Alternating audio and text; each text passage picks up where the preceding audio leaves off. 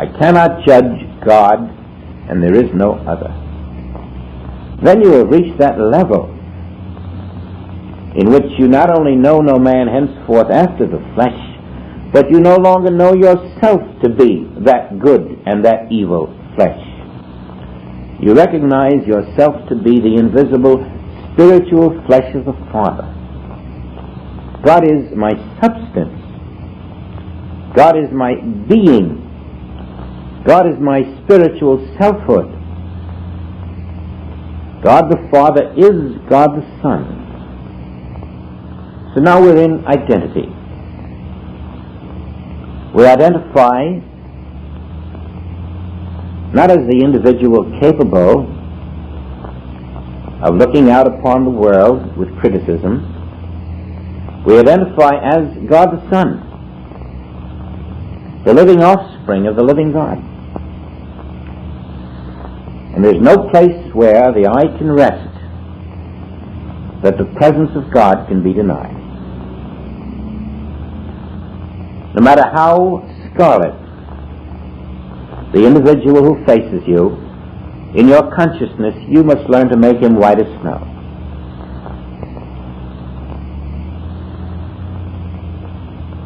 This is the discipline of the inner Christ. Now, because your beliefs become the outer conditions,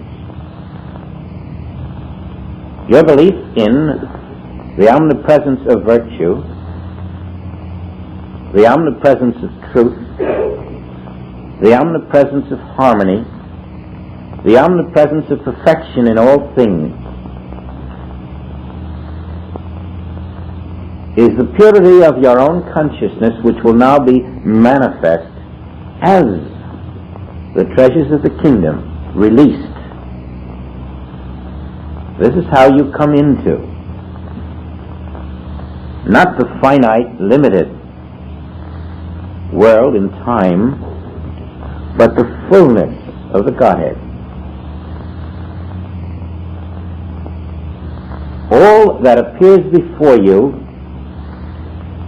is the imitation of the invisible Spirit. It comes to you equally invisible as thought waves of a cosmic mind. And unless those thought waves of the cosmic mind have a receiver in you, they cannot form before you as the evils of this world. They cannot come to you as the problems of this world, or the diseases of this world, or the sufferings and pains of this world. And because they are not of God, when you know this, you can face all of these invisible cosmic ideas, knowing that when you see forms, you are not seeing forms. You are seeing invisible cosmic ideas made manifest. And therefore they have no divine power, no divine ordination. What are they? They are not the divine image. Where are they? They are not out there. They are in the cosmic mind. They are televised to the individual mind. And if that individual mind, which is you, refuses to accept the reality of them, then you are sowing to the Spirit, and you will dissolve that which is unreal. You will not remove the condition per se, but rather you will overcome the belief in the condition, and the condition will not disturb you. Now underline that. The condition is not to be removed. It is the false lure. It is the image that is not there. It is only there as an image because you are here as an image. And in the vacuum, as you let divine mind function through you, it will destroy for you the false images of the cosmic mind. So we're talking about freedom in a different sense than the world knows it. We're talking about true freedom. Freedom from cosmic images, freedom from individual images, freedom from everything that is not of God. Freedom in Christ, in truth. Now, we were born of the water. Some were even baptized in the water. But now in the rebirth of the Spirit, we are baptized by the Spirit. And this is the difference between the dead and the quick. The dead, the images of the cosmic mind who walk the earth as flesh. We are moving out of this, becoming separate, becoming the quick, baptized by the inner Spirit, accepting the allness of God must include my being. And in this acceptance, as we begin to feel the truth, we are letting God know the truth through us. Then we will know the truth, because God must be the knower in us. We cannot mentally know the truth that will make us free, any more than we can do something about conditions. But we can let the Father within know the truth in us. And that truth is that I, in the midst of you, am the living Spirit of God. I am too pure to behold iniquity. I am the light, and in me is no darkness at all. I am your eternal self, and I am no less your eternal self now than I will be 500 years from now. Accept me now. Here, in you now, is the Christ. Unlock the Christ by releasing yourself from mortal belief. And now as you dwell in the truth of your being, you find the great power which permits you to look at all the forms in the world and say, these are cosmic thought forms. Cosmic images appearing out there because cosmic thought has come through and has touched another cosmic image which receives that cosmic thought. And this is how the pyramid of cosmic images continues. Erase the belief in these cosmic thought forms, and you find the glass darkly has no power over you. All flesh that you see is not God's creation. All the material world that you see, all of the things that you see, all of the forms that you see, whether they are the beautiful stars or an ugly, muddy little stream, are not God's creation, but are the cosmic images of a cosmic mind. An imitation of that which stands before you pure, eternal, infinite, and perfect, but invisible to the naked eye. Now our faith in this unseen universe of perfection is another way of believing in the allness of God.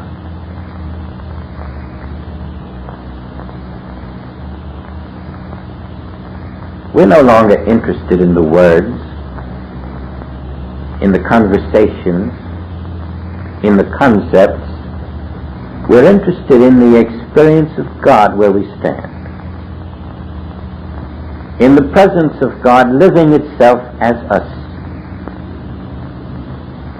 And the only way God can live itself as us is when we have purified ourselves of the belief that out here the changing images are real, that the good and the bad were placed there by some divine providence.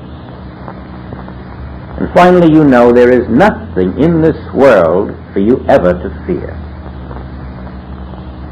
except the unrealities that you accept in the false belief that God is not present. As the experience of God's presence rises in you, so does the fear of the things of this world diminish in you. Always the presence realized is the release from the fear, the hate, the doubt, the uncertainty, the pain, the suffering. For in the presence of the Spirit of the Father there is liberty in all things. We have that power to bring that liberty by virtue of our fidelity to our own substance and to that substance in everyone we see. That doesn't mean that we have to run up and kiss everybody, throw an arm around them and say, I love you. It means that we respect the spiritual identity of those we see. We speak to their spiritual identity. We do not react to their physical identity. We do not accept them as biologic creatures. A rose is a rose is a rose. The flesh is the flesh is the flesh. As we applied it in nature, we apply it to man. Name it and forget it. All that is there is an image. But behind that image is divine consciousness appearing to you as an image called form. Consciousness is all that can ever be there, because God's Spirit is consciousness, and consciousness is ever present, infinite, the only reality that is there. That consciousness standing before you is pure, regardless of the image that appears. And having conquered the belief in the image, you are now walking in the kingdom of God on earth. You are letting the cosmic images that are localized as form not enter to defile your pure consciousness. And that is the way you bless. That is the way you love. That is the way you forgive. That is the way you lift the eye of others who come to you. Now you see how total this new consciousness must be. And it is not going to be done out of a chapter or out of a lecture. It's going to be done because something in you says, this is the way I intend to live. Because something in you says, this is my divine sequence now. I'm moving in the rhythm of the Father. And only His will in my consciousness will be my consciousness. Now, I think there's a tendency in us to really wait for God to come along to fix something up. We all have the belief that if I can just get still enough, God coming through will remove the condition. Now, that's a little better than praying to God up in the sky. But you see, you're still accepting the condition. Now you say, well, what can I do? That's what I see, that's what I know, that's what I feel. I've got to accept it. No, you don't. If you do, you're still working on a mental level. You're not in spiritual living or in spiritual healing. And you're not in God. In other words, There must come the place where I and the Father are one is your consciousness, and where you let go of what the human mind knows to be true. It knows that my daughter has this problem. But God doesn't know your daughter has this problem, or else God would have removed it. And what God doesn't know, you cannot possibly know. Therefore, God not knowing your daughter has this problem really means that she doesn't have it. Everything you call a problem is your belief in a life apart from God. Now then, that's where the bottleneck would be. How can I drop my belief that I have the problem? If that's what I feel, if that's what I see. But isn't that the subject of the chapter? Do not know yourself after the flesh? Why do you want to limit yourself to what your mind knows and sees and feels, when we have learned that the human mind is not God's creation? There is no human mind. There is the one infinite mind, which is the only mind, and it only knows its infinite self. Therefore, why limit yourself to your individual limited concepts? And so, we finally are touched by the ability to say, Father, I see this girl's problem, but I do not accept it as being real.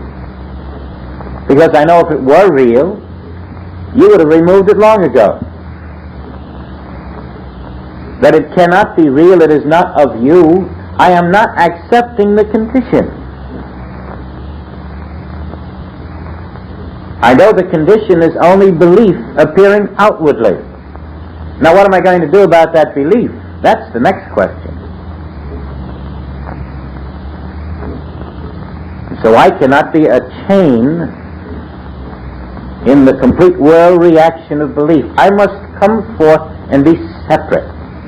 Let's see how Paul puts that, so we see how we're to step out of the belief. Now that's in 2 Corinthians, I think. The 6th chapter.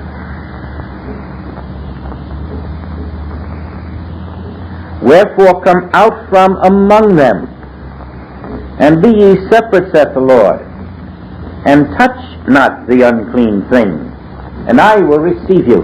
Touch not the unclean thing means do not accept it in your consciousness. Now you've got to do that. There'll come a time when you yourself must do that, and there's no one else to rely upon. Accept not means touch not the unclean thing. There is nothing unclean in God, and God is all. Now if you persist in believing there's a condition to be removed, this chapter is going over your head. If you see that this is to change your consciousness, will you come forth and become separate from those who believe there is such a condition? Then you are the student of the Christ. And now, my eyes tell me there is such a condition, but God tells me there is no such condition. Shall I serve my eyes for the statement of God that all is perfect in my universe? Shall I serve God on mammon? Shall I linger in the belief that there is a life called my daughter that is separate from God's life? If I'm learning to accept that I and the Father are one, why can't I accept that the Father and my daughter are one? Why can't I see that the I of me is the I of my daughter and it is one with the Father? I must be lifted up then to the realization that the separation between people is only a separation between the images of the mind. Yes, we are separated as images, but we are not those images. We are the one Spirit. I and my Father are the one Spirit. This must be your slogan, your creed, your belief, your song, your conviction. And if I and my Father are never separated but one, then I am one with all who are one with the Father everywhere, and there is only one infinite self to which I can be faithful. That is my belief. And therefore I am under the law of that infinite self. And everyone I know is under the law of that infinite self. I will not sow to the visible image called person. It may be sick because it accepts itself as image. I accept it as the divine image. Never born, never dying, never sick. And I can make no exception. Do you see how we must hold a line of truth within ourselves, or else we too are separated from the very Spirit we are trying to walk with.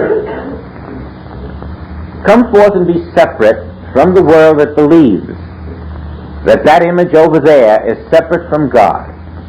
And no, it is not a physical image. It is the invisible divine image. And then rest in the Word. Look all the way over to the 46th Psalm and you'll see why you must rest in the Word.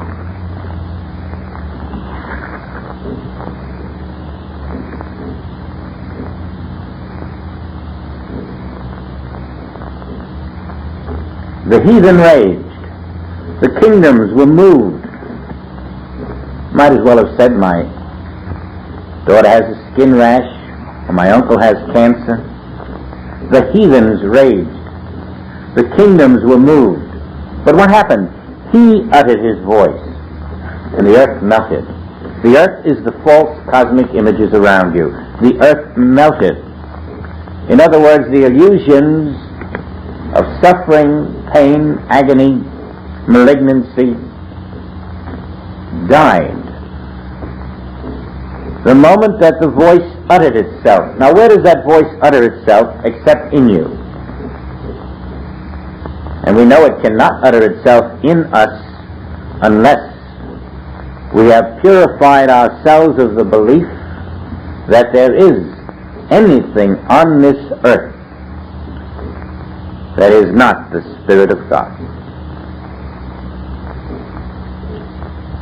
We know there is no evil. We know that no condition can be evil. We know that all is Spirit. And in that purity, the voice utters itself in you and melts the conditions that appear.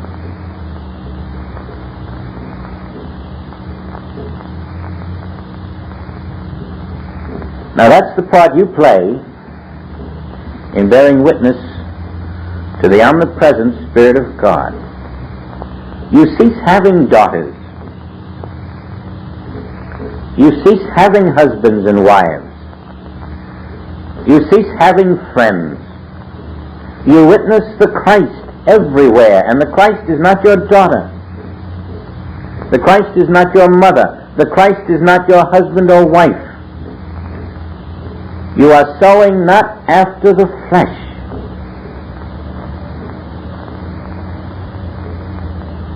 Of course it's different from the way the world walks. That's why we're learning how to stand forth and become separate. You won't love your wife less. This increases your capacity to love through the omnipresent love of the Father.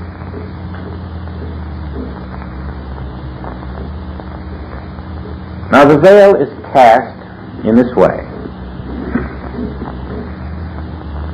In the 1 Corinthians, 2nd chapter, 12th verse,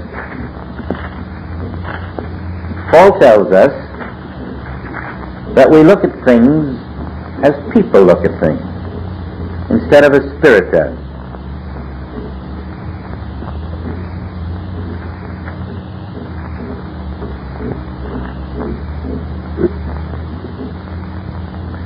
It's a passage of glass darkly, which I don't seem to be able to find, but we see through a glass darkly.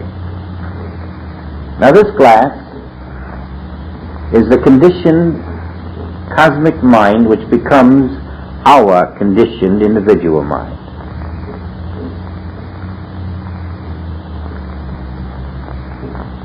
And it's that conditioned individual mind which, in spite of all the teaching, insists that beside spirit there is my daughter, beside spirit there is my husband, beside spirit there is my friend, my dog. And because it insists that there are these forms beside spirit, it then finds it cannot be still. It cannot be quiet enough for the voice to speak that will melt the problems of these forms that we perpetuate in the conditioned mind. Until you accept truth, you'll find the mind is running around. It won't be still. The stillness only comes after the acceptance of truth. Now I know that any mind that accepts all there is God's Spirit will be able to be still. But without that acceptance, with all the ands, ifs, buts, and all the legal little phrases that follow in small print, these are the human fears and doubts. No wonder we cannot be still. We will not accept the Father because we still have a mind that says, but what about this and that? And there is no this and that. There's only the Father. And every time the mind refuses to be still, it is because it thinks there is still a this and a that. It even thinks there is a human mind that has the right or power to not be still or to be still. And there isn't. There is only the one infinite mind.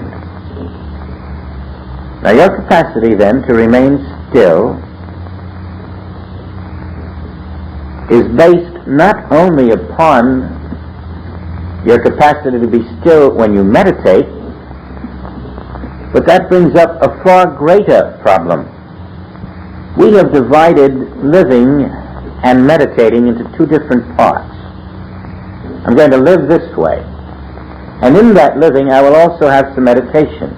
It's as if somebody were a spiritual healer who will live one way and then go into another personality to be a spiritual healer. And we ultimately find that living and healing are one and the same.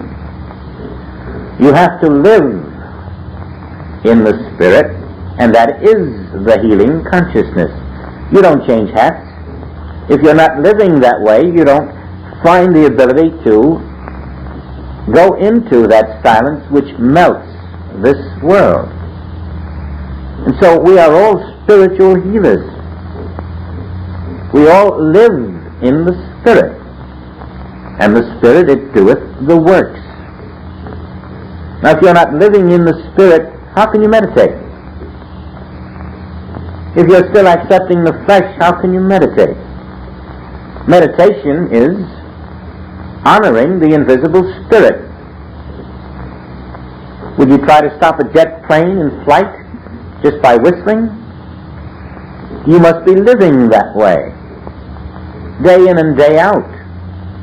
Your way is living in the Spirit, the acceptance that every patient, every friend, every person, every material form is the Spirit.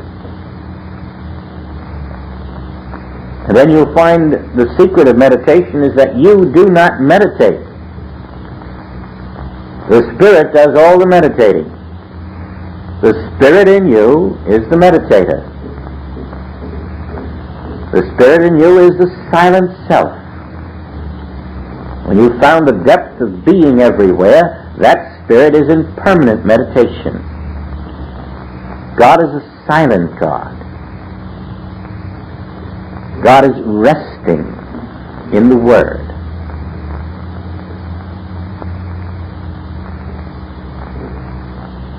Also in 2 Corinthians is this passage about the illusion of form. Now this is the 5th chapter of 2 Corinthians, starting at the 16th verse. And this is the title of this chapter. Wherefore, henceforth know we no man after the flesh.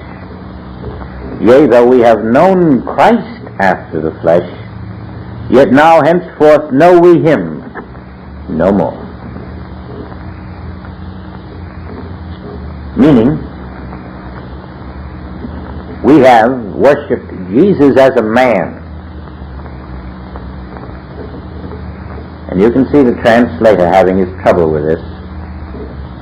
We have worshipped Jesus as a man. But that is not true Christianity. When Christianity and all religions rise up to the place where they free their congregations from the cosmic mind, which is the veil that separates us from the truth, then religion will be that which it is supposed to be.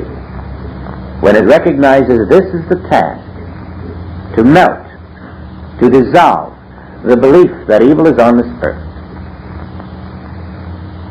We have worshipped a Jesus as a person, but now we know no Jesus after the flesh. And so Jesus, whom we worshipped after the flesh, departs and says, if I go not away, the Comforter will not come unto you. If I go not away, you will continue to see me after the flesh, instead of to know that I am Spirit incarnate. And that Spirit incarnate in you is the very self-same Christ that Paul says we will now worship instead of the flesh. As you take this to heart, as you catch the feeling of the cosmic thought waves that become this outer universe, only because you have not been in the Christ Spirit, you find the voice that melts those cosmic thought waves.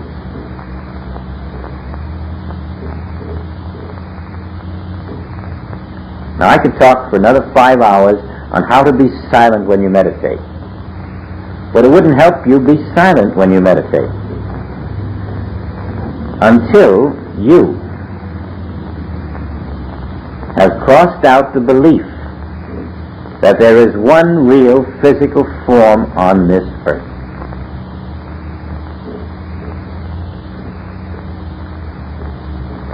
As you practice, you will find that the thing you have missed in much of your meditations is that you haven't given enough time to silent contemplation.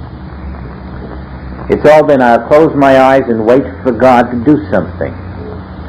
But there must be more time given to contemplation in the silence, where you rest, and you're not trying to meditate at all. You're trying to commune with the Spirit. You're trying to come into a place where you can take a thought. Take a thought, for instance, that we had today. This world is composed of cosmic thought waves. Now, most of us have never heard that before. And if you appeared next week without having contemplated it, you would really be no further along than you are this moment. But if you contemplate it, you will discover that in the contemplation, something takes root. Something begins to bubble up. And before you know it, there is a quickening process taking place in you, and it lifts you right into the silence of meditation without the slightest effort on your part. You're dissolved into the one infinite self. All because you are working with this idea that cosmic thought waves constitute the visible world that we see. You dwell with that a while. You contemplate it. You mull it over. You ponder it. as Mary did in her heart. And finally, in this contemplation, the roots of you are being dug deeper and deeper. You see, this is the preparation of the soil. This is what takes place before the silence of meditation. Most of us haven't plumbed the soil enough, and when we go into meditation, we're rather barren. I made a note today, and I'm glad this question came up, to remind you that there must be more periods of silent contemplation. For in that contemplation, you suddenly find that another mind takes over for you. You're not in your mind at all. And when you're not in your mind, even though you didn't plan it that way, you're really in meditation. That's where the voice comes to melt the world of problems around us. Now, it would seem that we've covered the next chapter, but I'm quite sure that a whole new flood of ideas will come to us about this is a spiritual universe. The progression is very clear. It is a slow, constant erosion of the belief in a material world. The end of judgments and criticisms, and the realization that God will never come to remove the bad conditions that beset us because they are merely hypnosis. Now, when I tell you not to remove the condition but to remove the belief, it is because Spirit gave it to me just that way. In the Bible it might read, resist not evil. Take no thought for your life. Agree with thine adversary. Turn the other cheek. Putting it in practical, simple 20th century English, it says that if you come above the belief in evil, you are free of that evil, and it cannot externalize in your life. Ice is nothing but water frozen. Outer conditions are nothing but beliefs frozen to appear visible. The belief and the condition are one and the same. One is invisible and one is visible. Remove the invisible belief and the visible condition will vanish. And there are no exceptions. Now, the capacity to remove that belief is where you should dedicate your effort, your time, your thought, your contemplation, until one by one the beliefs that you entertain about a physical world are overcome.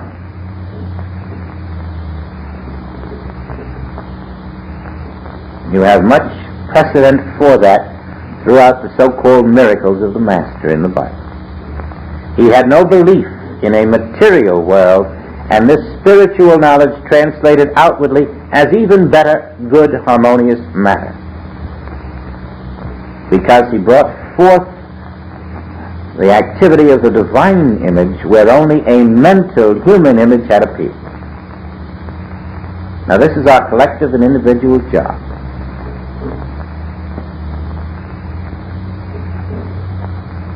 Practice, please, the silence, letting all cosmic thought waves come across your face, going by and through you with no reaction. You'll find you're able to move in the outer world with your eyes open, even knowing this is the truth of everything you see. Even an atom bomb is nothing but cosmic thought waves. Nothing of a material nature is anything but cosmic thought waves made visible and tangible. There's a story about an Indian who spent 6 years just in the quiet solitude of contemplation until he could come out and then face a firing squad and know the bullets couldn't touch him. And there wasn't a single bullet, according to this particular writer, that could touch this man. He knew the non-reality of matter. And this was his dominion over matter. I must say I didn't verify it or know how to, but you'll find it in one of the books. I think it was Masters of the Far East.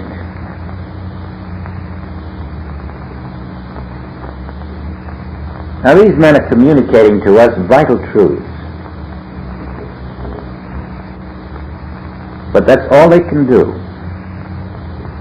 The voice in you must be your power, and you must prepare a way through the purity of your thought, the acceptance of only that which is truth.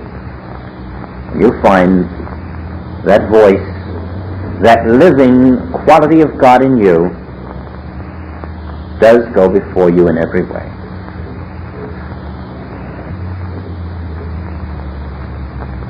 I'd like you to apply some of these things to your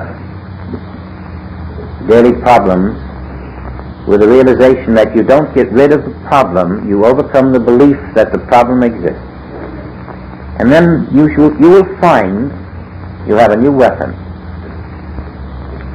which was ordained by the Spirit.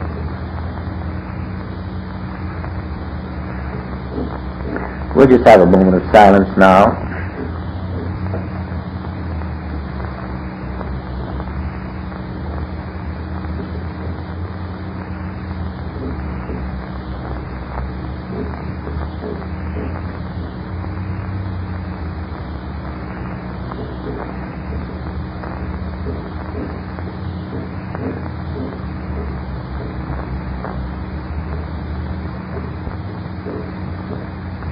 When I meditated on this cosmic thought waves, I found a great joy creeping up inside me, as if something grand and new and wonderful had been discovered.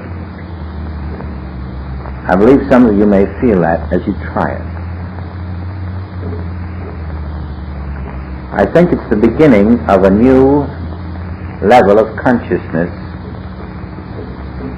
in a way that at the moment each of us will have to describe within himself.